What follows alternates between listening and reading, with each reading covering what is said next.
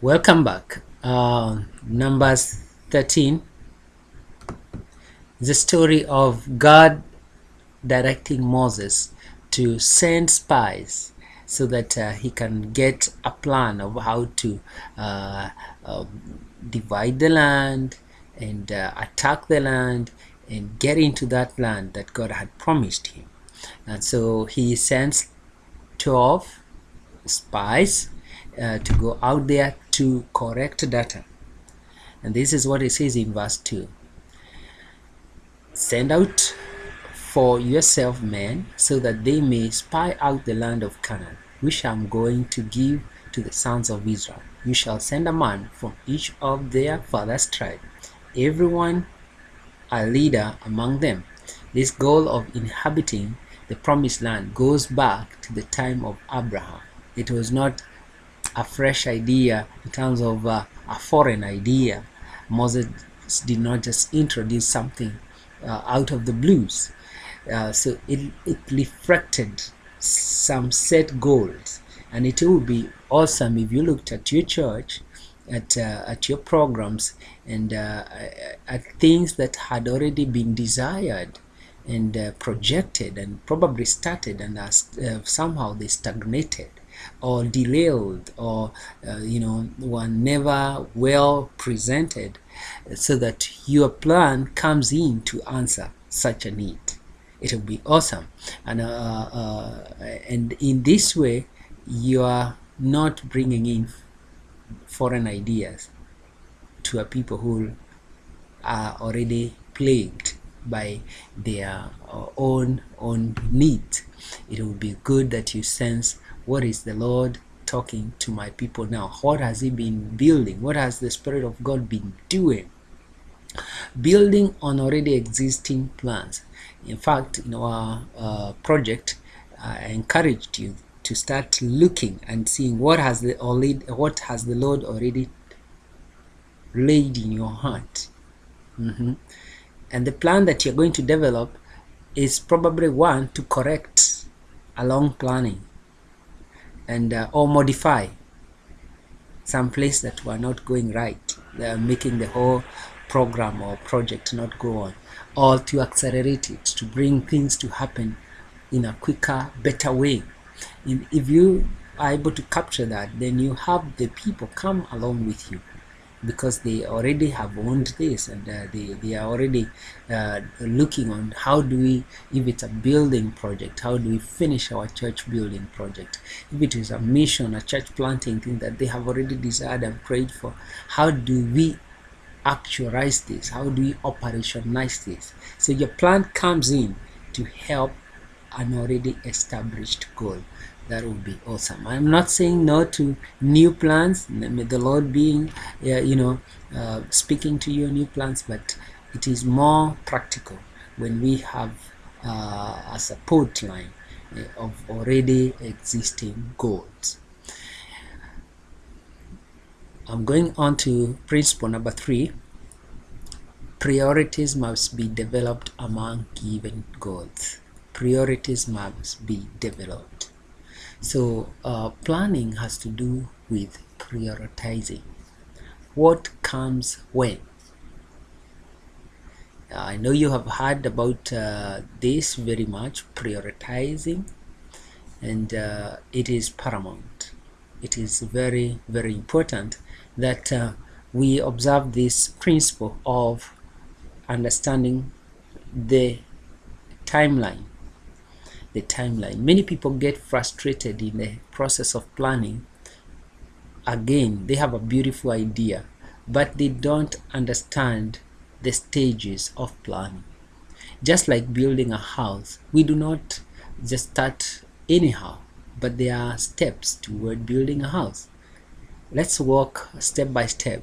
If you are to build a house, first you have to identify the land that your house will be built on, and in that you will know what type of a house is good to be built there. Then you have to bring a designer to look at the land and to get your mind about the need of the house you have, for them to design that house. You don't start building a house that is not being designed. It has to be designed either in your heart, it has to be already existing. Then after designing, you go get the materials, because you already have the design, and shows in the design, it shows you the shape, the materials, and the measurements. So you are able now to buy materials in a better way than if you did not have a design. And so when you buy the materials, then you go to the actual building, you have to start again, not on top, but on the foundation, by laying a foundation. You don't start by roofing the house, you start by laying the foundation and coming up, building the walls and the roof. And then it's after that that you get into the process of furnishing. I haven't seen anyone buying a sofa first before they build, or equipment. Yeah, you may have old ones that you're still using that you may transfer to a new house, but yeah, there is a process of doing things. And in the same way, our plans will succeed when we understand at what level are we in our planning stage, in our projects, so that we don't get frustrated at the planting stage and it's there we are looking for a seed, or we are looking for a fruit at planting. And I've seen many ministers, pastors getting very frustrated because they thought they did not prioritize their resources, their time, and their efforts, and so the burnout comes in very quickly because somebody was expecting a lot in the initial stages and it didn't come. But if you tally, if you prioritize, then you have the power to wait. You create the hope. You know that this is not the time to cultivate. This is the time to plant. This is the time to harvest. Since it's already formed in your plan, then it is easy to walk through, and you are able to channel your strength of being patient even at the right time, and chances are that your plan will succeed. Let me go forth to the fourth principle. Planning is about the principle of fact finding. Planning requires the knowledge of facts as they exist and not as we wish them. Knowing how your flock is, how your people are, how your environment is. It is about details. In short words, planning and details go together. Now I know many of us don't like details. Yeah, we want results. We want results, and the work of getting the details out and arranging them and analyzing them and multiplying and minusing, that becomes a big hindrance. And as you see from Numbers 13, Moses sent the spies with very clear instruction of what they are going to get, the details. He says, go up there into the Negev, then go up into the hill country. These are prioritized steps of getting details. See what the land is like and whether the people who live in it are strong or weak, whether they are few or many. How is the land in which they live? Is it good or bad? And how are the cities in which they live? Are they like open camps or with fortification? How is the land? Is it fat or lean? Are there trees in it or not? Make an effort to get some of the fruit of the land.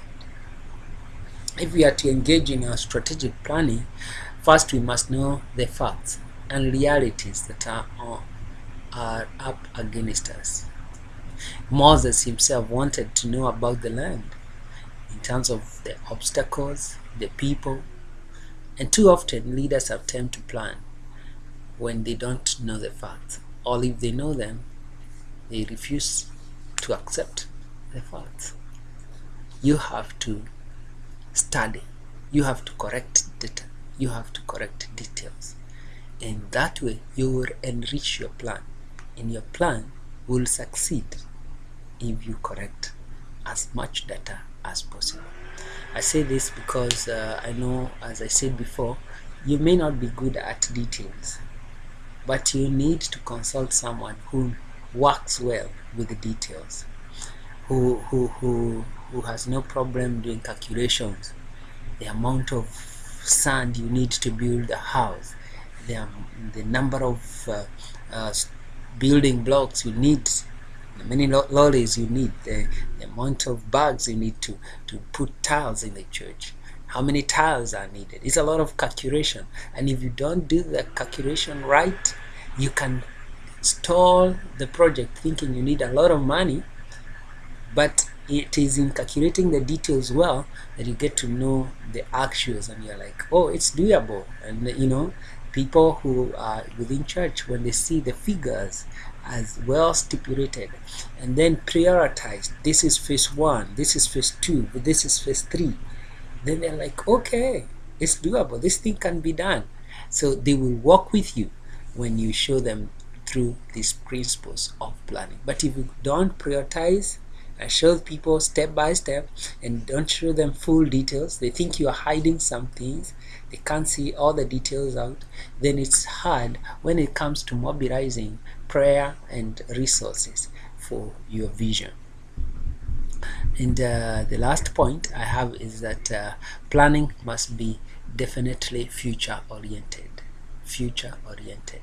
Although I began by saying that your plan need to be from the past or reading into what has happened already, it must be future oriented.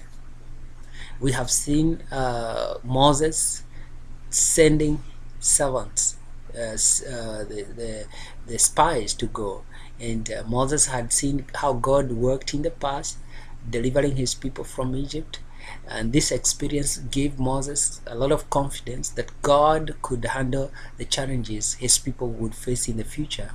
But that did not deter him from planning. So he built on that. He built on his past to attack the future. He built on the past to anticipate the future. So plans are very important because they help us anticipate the future. And the much clearer you can anticipate the future, the much clearer you can prepare for the future. So let our plans be futuristic. Let's not dwell on the problem and difficulties. Let's not exalt the problem and the difficulties, but let's provide the way out. Let's be people who are part of the solution, not part of the problem. We can acknowledge people who have gone before us may have not done this. Like we keep saying, missionaries did not do this, or the missionaries who came and brought the message to us, they left to this. We can get a plan to correct that, more than just dwelling on that problem that we identify in our ministry. And sometimes young ministers come and they say, oh, the older people, the older leaders are not helping us, they have not done this, they have not saved enough for us, they are not giving us the opportunity.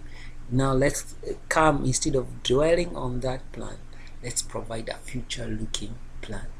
And our plans need to be futuristic. I trust that this has been of great help. Let me highlight again afresh. I've said that the plans, the last one I said, plans must be futuristic, the principle of looking forward. Plans requires that we get facts. So don't think about planning if you're not thinking about getting facts about your people group, your station. You have to analyze facts, and we have to set priorities among the goals, and we have to reflect on already established goals. And the last one is that biblical planning is based on prayer. It's not an independent effort to stay away from God, but it is birthed in prayer. Thank you for watching, and may God bless you as you meditate on this and as we launch deeper into this subject.